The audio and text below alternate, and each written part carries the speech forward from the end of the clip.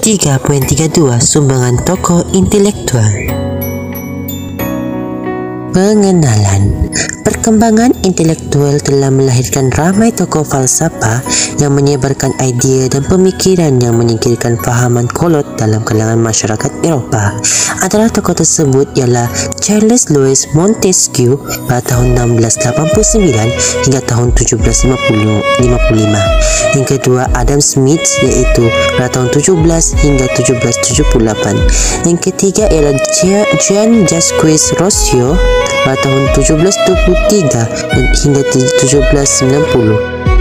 Tokoh pertama Charles Louis Montesquieu pada tahun 1689 hingga 1755. Latar belakang beliau.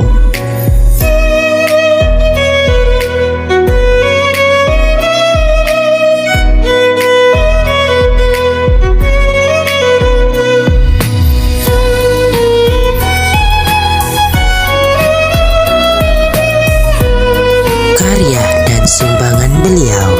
Falsafah pemikiran Montesquieu disampaikan melalui karya beliau iaitu The Spirit of Laws yang diterbitkan pada tahun 1748. Yang kedua Letter Persenis diterbitkan pada 1721.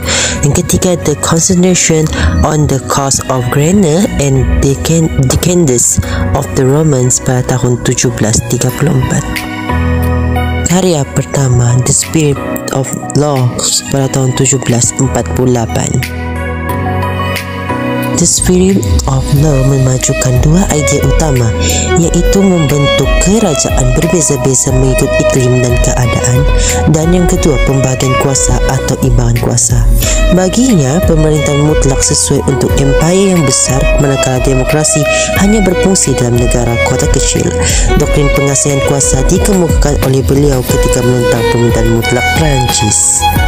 Beliau percaya bahawa kuasa harus dibagikan antara raja dan badan-badan perantaraan seperti parlimen, estet-estet, provinsi, golongan bangsawan, bandar dan gereja. Mengikut beliau, harus ada pemisahan antara pembentuk undang-undang, perundangan, pelaksanaan keputusan perwakilan rakyat atau kabinet dan kehakiman. Apabila ketiga-tiga badan ini menjalankan tugas secara berasingan, maka rakyat akan memiliki kebebasan. Doktrinnya mempunyai pengaruh dalam pengubahan perlembagaan Amerika Syarikat pada tahun 1787.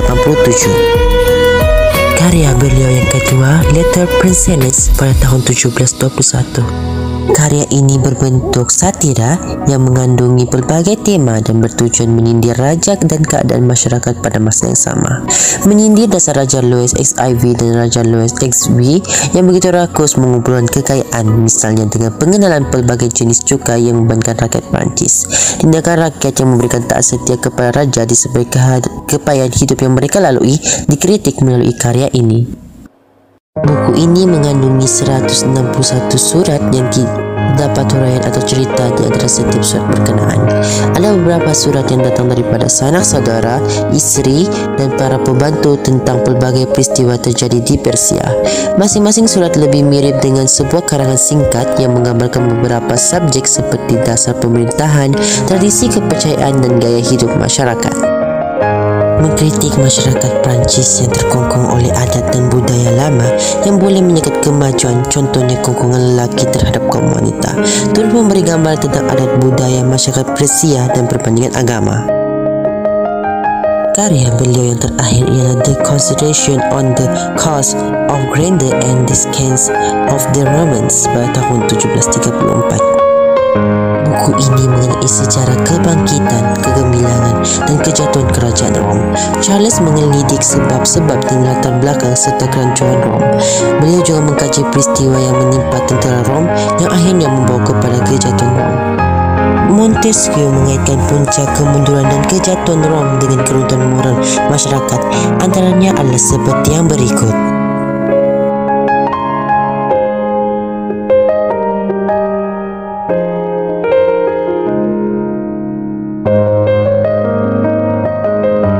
Kesimpulan bagi tokoh ini,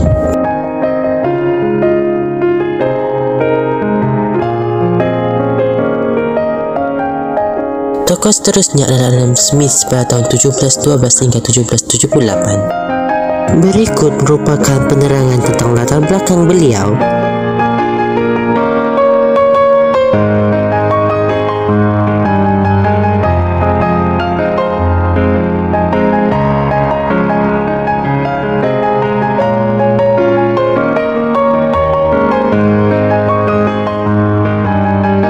Seterusnya, karya dan sumbangan beliau. Falsafah pemikiran Adam Smith disampaikan melalui karya yang berikut. Karya pertama, The Theory of Moral Statement, diterbitkan pada tahun 1759. Berikut merupakan keterangan bagi karya ini.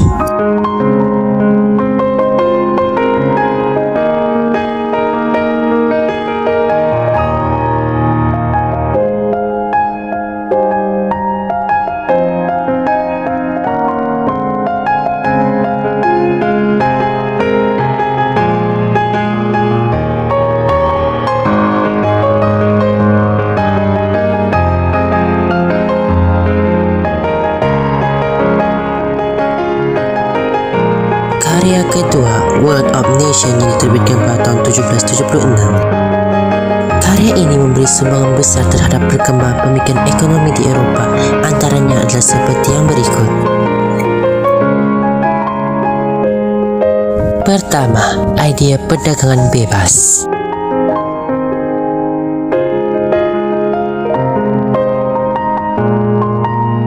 Kedua, mengkritik dasar merkantilisme.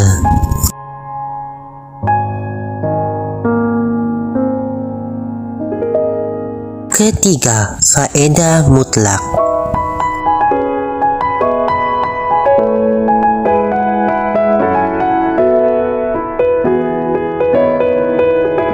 Keempat, pengususan antara bangsa.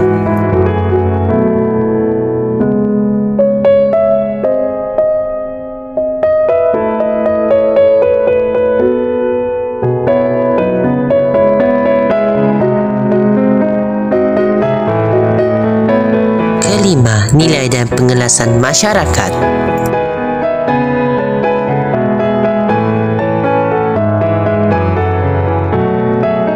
Keenam, tanggung jawab kerajaan.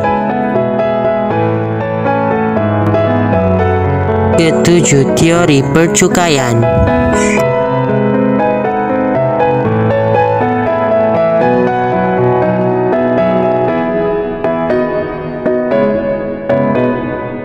Kesimpulan bagi tokoh ini, tokoh intelektual yang terakhir, Jean Jacques Rousseau pada tahun 1723 hingga 1790. Latar belakang beliau.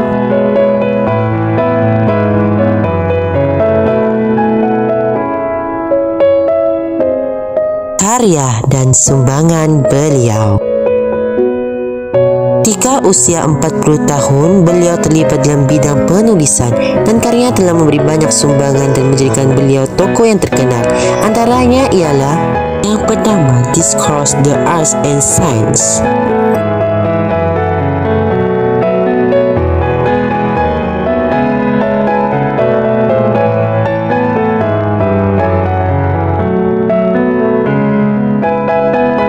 Karya seterusnya, Discourse on the Origin of the Inequality.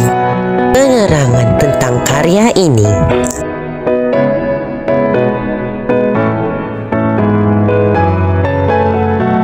Karya seterusnya, The Social Contract. Penerangan karya ini.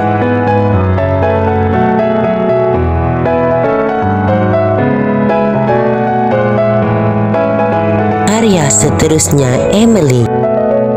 Penerangan tentang karya ini.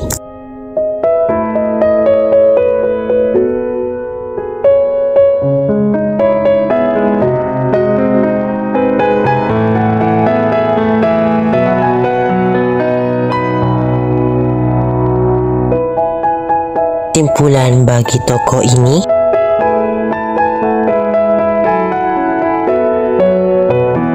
Kesimpulan bagi tajuk ini ialah, kesimpulannya tokoh-tokoh intelektual ini telah memberikan banyak sumbangan melalui karya-karya mereka untuk peradaban manusia supaya lebih maju dari aspek politik, ekonomi dan juga sosial.